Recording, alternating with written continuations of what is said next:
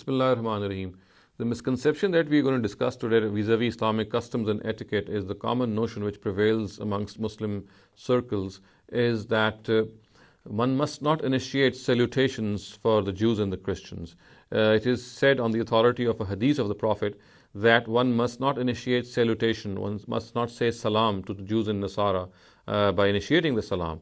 And this is attributed to the Prophet, and the hadith that I'm going to quote in this regard is found in the Sahih of Imam Muslim.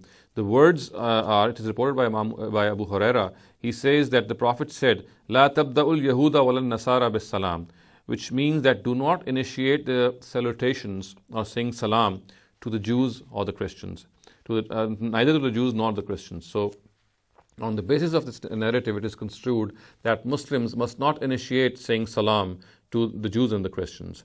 Now, it needs to be understood that all the directives of the Prophet need to be judged and evaluated in the light of the Quran, because whatever is reported rightly from the Prophet Muhammad sallallahu alaihi wasallam emanates from the Quran. It is based on the Quran, and so it is essential that one must find the basis of all narratives from the Quran itself.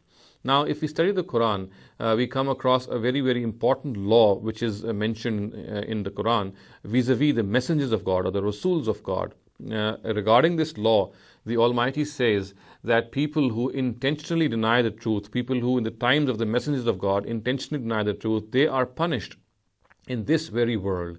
And this punishment takes various forms.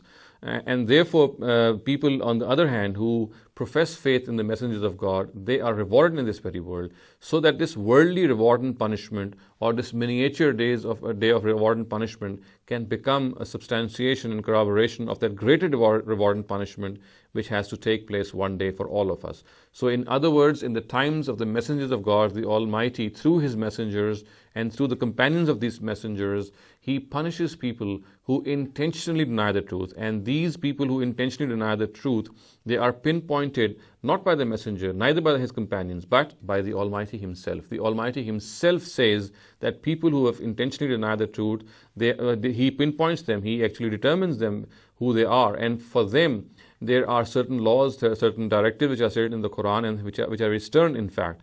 And one of them is, the application of these directives is that one should not initiate salutations with these Jews and Christians, because these were the people who, in spite of being convinced of the veracity of the prophethood of Muhammad sallallahu alaihi wasallam and the Quran which was being read out to them, they denied it, they rejected it. This rejection and this denial, of course, was not because of any misconception they had, but they were fully convinced in their hearts. They knew that this was the truth, and they still denied it. So the Quran says, on such people who intentionally deny the truth, there is something of a grave punishment which should befall them.